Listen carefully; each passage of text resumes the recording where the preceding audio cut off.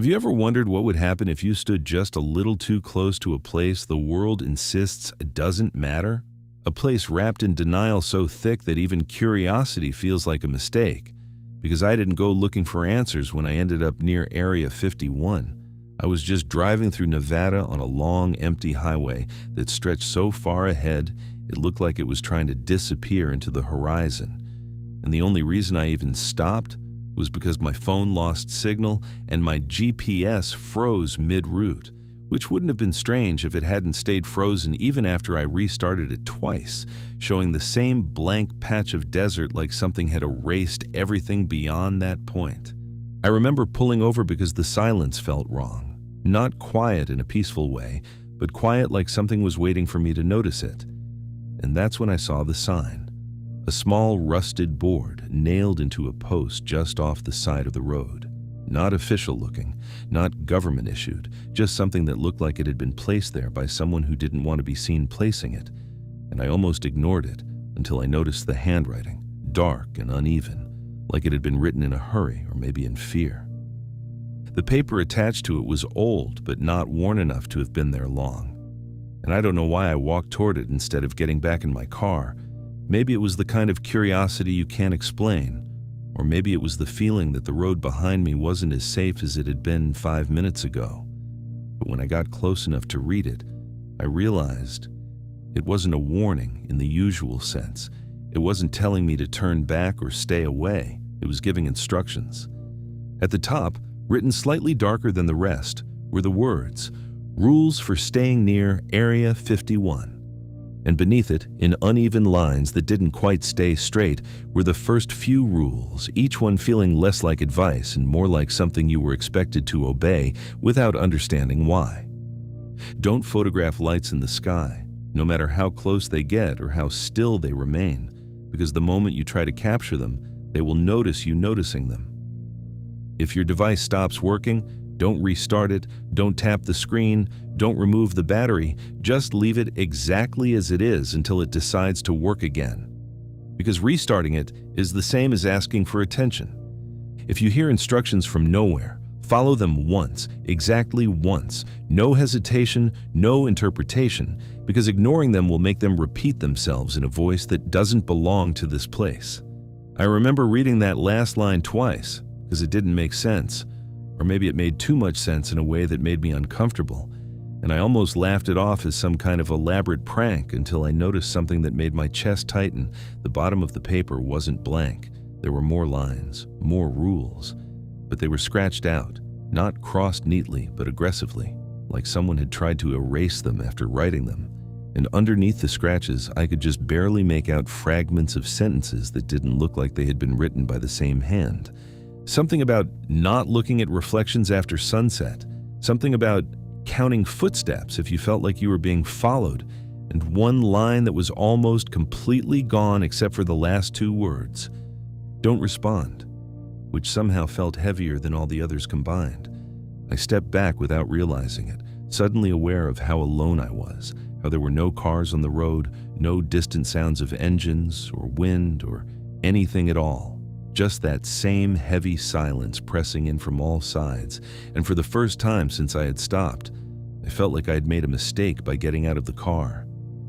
That's when I heard it, not loud, not clear, but enough to make me freeze where I stood, a voice that didn't come from any direction, not from behind me or ahead of me, or even from the sky. It felt like it was inside the space around me, like the air itself had decided to speak. Look up.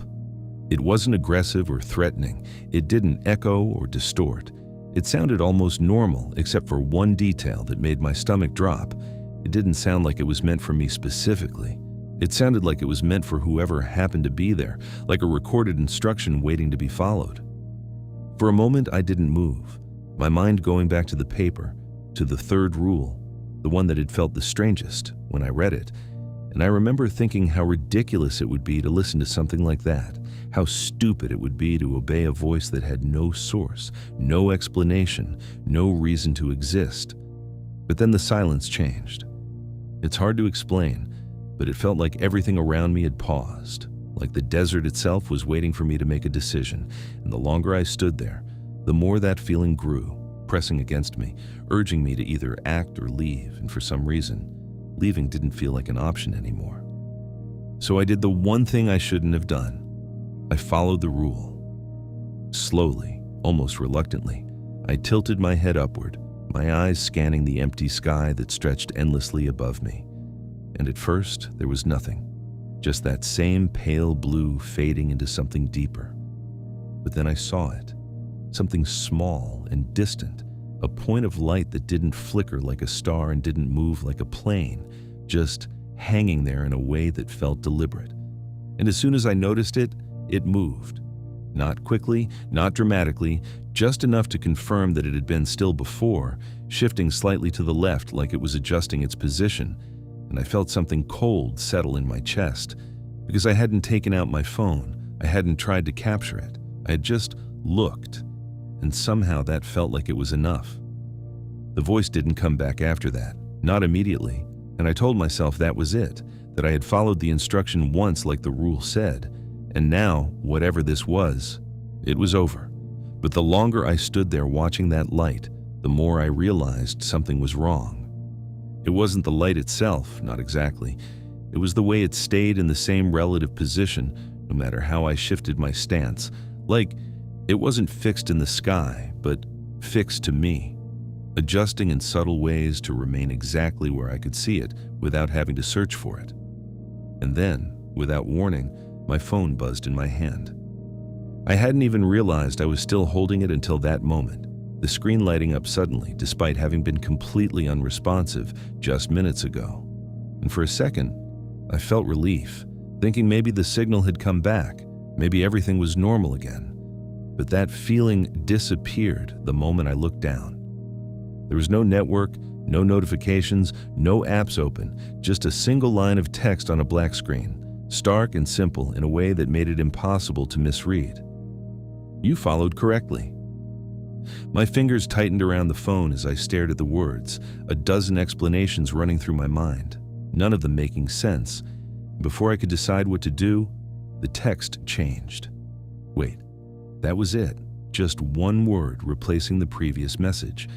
And I don't know why, but that word felt heavier than anything I had read on that paper, heavier than the voice, heavier than the light still hanging in the sky above me, because waiting meant staying, and staying meant accepting that whatever was happening here wasn't something I could just walk away from. I looked back toward my car then, the road stretching behind it like an escape I hadn't taken when I had the chance. And for a moment I considered ignoring everything, getting in, driving as fast as I could, until this place was just another story I would never tell. But as soon as that thought formed, the phone buzzed again. The screen didn't change this time, the word wait still there.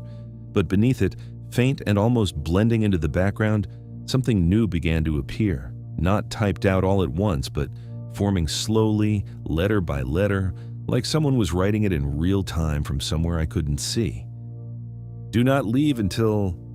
The text stopped mid-sentence, the cursor blinking at the end like it was hesitating, like whatever was writing it wasn't sure how to finish. And I felt that same pressure in the air return, stronger this time, more insistent, wrapping around me in a way that made it hard to breathe normally. Above me, the light shifted again, closer.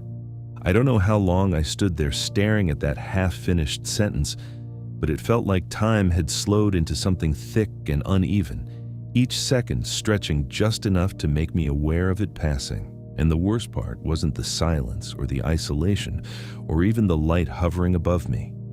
It was the feeling that something had started, and I was already too far into it to step back without consequences I didn't understand.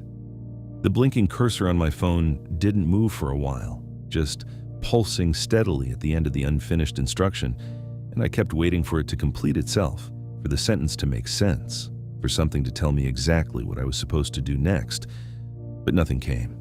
And after a few minutes, that quiet uncertainty started to feel worse than any clear threat. I tried to rationalize it, telling myself this was some kind of signal interference, maybe a glitch, maybe someone messing with frequencies out here as some kind of deterrent, but that explanation fell apart the moment the phone buzzed again without changing the text, because the vibration didn't feel like a notification. It felt deliberate, like something tapping against my palm to remind me it was still there. Above me, the light had moved again, not dramatically, but enough that I didn't have to search for it anymore. It was closer now, larger in a way that made its shape harder to define, no longer a simple point, but something slightly blurred around the edges, like it didn't fully belong to the sky it was sitting in. I forced myself to look away from it, dropping my gaze back to the paper, nailed to the post, as if it might offer something more now than it had before. And that's when I noticed something I hadn't seen earlier, something that made my chest tighten in a way I couldn't ignore. There were new lines, not written neatly like the first set of rules, not even scratched out like the ones at the bottom, but faint, almost like impressions pressed into the paper without ink, visible only when the light hit them at a certain angle. And I don't know how I missed them before, because once I saw them, I couldn't look away. If the light follows your position, stop moving immediately and remain still until it drifts away on its own. Do not acknowledge any messages that appear twice. They are not repetitions, they are corrections. If you feel like you are being watched from above, you are, but it is not looking at you directly. Do not try to find its point of focus. My eyes moved quickly across the lines, reading them again and again like I was trying to force them into something logical, something manageable. But each rule only seemed to deepen the sense that this wasn't about avoiding danger in a normal way. This was about navigating something that didn't follow the same rules as everything else. And then I realized something that made my stomach drop. The light wasn't drifting randomly anymore. It was adjusting, subtly, carefully, but unmistakably aligning itself with me every time I shifted my weight or took even the smallest step, like it was maintaining a position relative to me rather than to the sky. And the moment that thought settled in, my body reacted before my mind could argue with it. I stopped moving, completely, not because I believed the rule, not entirely, but because the alternative felt worse, because if the rule was right, then moving would only make things escalate, and if it was wrong, standing still wouldn't make anything worse than it already was. For a few seconds, nothing happened. The light stayed where it was, hovering in that unnatural stillness, and I almost let myself believe that maybe I had misunderstood. Maybe it wasn't tracking me. Maybe this was all just a coincidence layered on top of bad timing and an overactive imagination. Then the light shifted again. Not to follow me this time, but slightly off to the side, like it had lost interest or finished whatever it was doing, and I felt a brief, fragile sense of relief begin to form, before it was immediately replaced by something colder. Because it hadn't moved away, it had repositioned. My phone buzzed again, sharp and sudden, breaking the silence in a way that made me flinch, and when I looked down, the screen had changed. The unfinished sentence was gone. In its place was a new line: remain where you are. For a second, I just stared at it, my mind catching on the familiarity of the command, on the way it echoed the rule I had just followed without me even realizing it. And that's when something clicked in a way that made everything feel worse instead of better. This wasn't random. Whatever was writing these messages, whatever had spoken earlier, it wasn't just giving instructions, it was responding. The thought barely had time to settle before the phone buzzed again. The text didn't change, but something underneath it did. Faint at first, almost invisible, another line began to appear beneath the first, forming slowly in that same deliberate way, like someone typing from a distance that shouldn't exist. Do not look behind you. I froze, not in the instinctive way I had before, but in a more conscious, controlled way, like my body had locked into place while my mind tried to process what I had just read. And the worst part wasn't the instruction itself, it was the timing. Because I hadn't been thinking about turning around, not until that moment. And now it was the only thing I could think about. The silence around me seemed to deepen, pressing in from all directions, and I became suddenly, painfully aware of the space behind me, of the road, of the empty stretch of desert I had driven through to get here, and the idea that something might be there now, something that hadn't been there before, settled into my thoughts in a way I couldn't shake. My grip tightened around the phone as I stared at the screen, waiting for it to change again, hoping for some kind of clarification, some explanation that would make this feel less like a trap and more like a series of strange coincidences, but instead of answers, I got something worse. The text flickered, just for a second, and when it stabilized, the message had duplicated. Remain where you are, remain where you are. The second line wasn't perfectly aligned with the first. It sat slightly lower, slightly distorted, like it hadn't been copied correctly. And for a moment I didn't understand why that detail mattered, until my eyes moved back to the paper, to the faint rule pressed into it that I had just read minutes ago. Do not acknowledge any messages that appear twice. They are not repetitions, they are corrections. A cold realization spread through me, slow and heavy as I looked back at the screen, at the duplicated command waiting for me to react, and for the first time since this had started, I understood that following the rules wasn't just about survival. It was about choosing which instructions to trust. And I had no idea how to tell the difference. Behind me, something shifted. Not loud, not clear, just enough to register at the edge of my hearing, like a footstep pressed into dry ground or fabric brushing lightly against itself, and every instinct in my body screamed at me to turn around, to look, to confirm what was there, instead of letting my imagination fill in the gaps with something worse. But the phone buzzed again before I could move. Slowly, almost reluctantly, I lowered my eyes to the screen. A new line had appeared beneath the others. You were not told to turn yet. That word, yet, stayed in my head longer than anything else I had read, longer than the rules, longer than the voice, longer even than the light that was still hovering somewhere above me without needing to be seen, because yet meant there was a point where I would be told to turn. And somehow that felt worse than being told not to at all.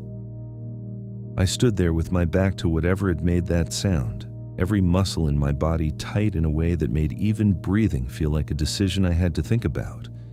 And the longer I stayed still, the more aware I became of everything I couldn't see, the stretch of road behind me, the open desert beyond it, the possibility that something had crossed that distance silently just to stand where I refused to look. The phone didn't buzz again right away, and that silence felt intentional, like it was giving me time to think, time to doubt, time to consider breaking the rules just to end the uncertainty. And I understood then that whatever this was, it didn't need to force me into anything. It just needed to wait long enough for me to make a mistake on my own. I focused on the only thing that had worked so far, the rules, even the incomplete ones, even the ones that felt impossible to interpret, because following them had at least kept things from getting worse, or maybe it had just delayed something I couldn't avoid. But either way, it was all I had. Slowly, carefully, I shifted my eyes upward without moving my head, just enough to catch the edge of the sky in my vision, and the light was still there, closer now than it had been before. No longer distant or abstract, but defined enough to make out a shape that didn't stay consistent for more than a second at a time, like it was trying different forms and discarding them just as quickly. It wasn't just watching anymore, it was waiting too. My phone buzzed. The sound cut through everything, sharp and immediate, and I didn't hesitate this time when I looked down, because hesitation felt like something this place would notice. The screen had changed again. Turn around. There was no build-up. No partial sentence, no slow typing effect, just the command sitting there as if it had always been there. And for a moment I didn't move, not because I didn't want to follow it, but because I understood something I hadn't before. This was the instruction the earlier one had been leading to. You were not told to turn yet, which meant now I was. My mind went back to the rule. The one that had started all of this, the one that still felt like the most important even after everything that had happened. If you hear instructions from nowhere, follow them once, exactly once. I had followed the first instruction. I'd looked up. This was the second, and the rule didn't say anything about what to do after that. The realization settled into me slowly, like something sinking beneath the surface, heavy and irreversible. And I understood then that whatever happened next wasn't covered by anything I had read, anything I had prepared for, anything I could still control. Behind me, the sound came again, closer this time. Not a step exactly, not something I could define clearly, but but enough to confirm that it was still there, whatever it was, still waiting just outside my awareness, still positioned perfectly in the one place I had refused to look. My fingers tightened around the phone as I stared at the words on the screen, half expecting them to duplicate, to distort, to give me some reason to ignore them the way the rule had warned. But they didn't change. Turn around. Just once. I took a slow breath, feeling the dryness of the air catch in my throat, and before I could give myself time to think, to hesitate, to break the pattern that had kept me here this long, I moved. I turned. Not quickly, not dramatically, just enough to bring whatever was behind me into view. At first there was nothing, just the road, stretching empty in both directions, the same pale dirt and faded asphalt I had seen when I arrived, undisturbed, unchanged. And for a second, I felt something like relief try to push its way through everything else, something fragile and temporary that didn't quite have time to settle. Because then I noticed the shadow. It didn't belong to anything I could see, stretching across the ground at an angle that didn't match the position of the sun, darker than it should have been, sharper at the edges, and when my eyes followed it back to its source, I realized why I hadn't seen anything at first. It wasn't standing at a distance. It was too close, so close that it had been just outside my field of vision until I turned, positioned perfectly behind me in a way that made it impossible to notice without breaking the one rule I had been trying to follow. I didn't register details immediately, not clearly, just the impression of something shaped like a person but not quite right, its outline shifting slightly in ways that didn't match any natural movement, like it wasn't fully stable in the space it occupied, and for a moment we just stood there, facing each other, neither of us moving. Then my phone buzzed again. The sound was softer this time, almost secondary to everything else, and I didn't want to look away, didn't want to break eye contact with something I didn't understand. But something told me that ignoring it now would be worse than anything I had done so far. Slowly, without turning my head, I lowered my eyes to the screen. The text had changed. Do not react. I froze again, not out of confusion this time, but out of something closer to understanding, because reacting meant acknowledging, and acknowledging meant giving whatever this was something to respond to, something to work with. So I did nothing. I didn't step back. I didn't speak. I didn't even let my expression change. And for a few seconds, nothing happened. Then the figure moved. Not forward, not closer, but slightly to the side, just enough to shift its position relative to me, and as it did, something above us changed too. The light. I didn't have to look to know it had moved. I could feel it, the same way you can feel someone staring at you without seeing them, a pressure from above that aligned perfectly with where I was standing, where the figure was standing, like both of us had become points in something larger, something mapping us in real time. My phone buzzed again. I didn't want to look, but I did. Leave. That was it. No build-up, no second line, and no distortion, just a single word that felt more final than anything else I had read. For a moment, I didn't move, my mind catching on the simplicity of it, on the fact that after everything, after all the rules and the instructions and the waiting, the answer was just to leave, just to walk away, like this had been something temporary instead of something that had already changed too much. Then I remembered something. The first time I had thought about leaving, the way the message had interrupted me before I could act, the unfinished sentence. Do not leave until... I didn't know how it was supposed to end. I didn't know if this was the same instruction or something different, something that had changed based on what I had done, what I had followed, what I had ignored. And I didn't know if I was supposed to trust it. The figure in front of me tilted its head slightly, a small movement that somehow felt more unnatural than anything else it had done, and I realized then that it wasn't looking at me directly.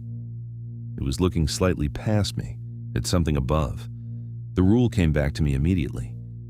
If you feel like you are being watched from above, do not try to find its point of focus.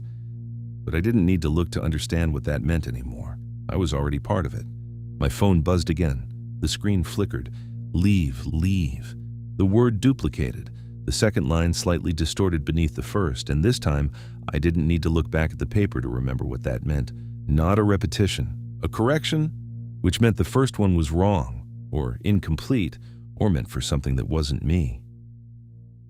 My chest tightened as I stood there between two instructions that looked identical but weren't, between a rule that told me to ignore one of them and a situation that gave me no way to know which one that was. The figure shifted again, just slightly, its outline flickering in a way that made it hard to focus on. And for a moment I thought about staying, about waiting for another message, another rule, something clearer than this, but the silence that followed felt different now. Not patient, not watchful, closing. So I made a choice, not based on logic, not based on certainty, but on the one thing that had been consistent since the beginning. The first instruction had worked. Follow them once, exactly once. I had already done that. Everything after that had been something else. So I moved, not waiting for another message, not looking back at the figure, not checking the sky. I turned away and walked toward my car, each step feeling heavier than it should have, like the air itself was resisting the idea of me leaving. And I didn't stop, didn't hesitate, didn't give myself time to reconsider until I reached the door and pulled it open with hands that didn't feel entirely steady anymore. The moment I got inside, the pressure vanished. Not gradually, instantly, like crossing an invisible line. My phone went dark in my hand.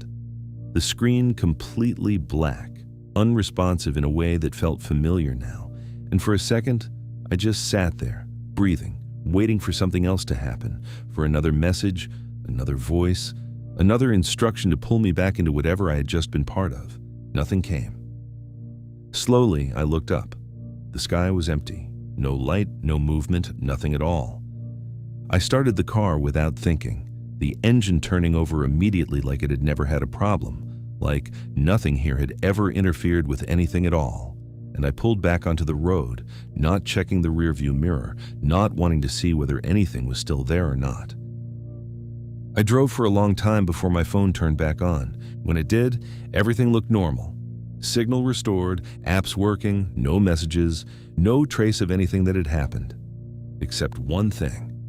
In my Notes app, something I don't remember opening, something I definitely don't remember typing, there was a single line of text waiting at the top of a blank page. Rules for staying near. Area 51. And beneath it, already written in the same uneven handwriting I had seen on that paper, there was space. Empty space, like it was waiting for the next rule. If this felt real, that's because it was almost real. I'll see you in the next memory.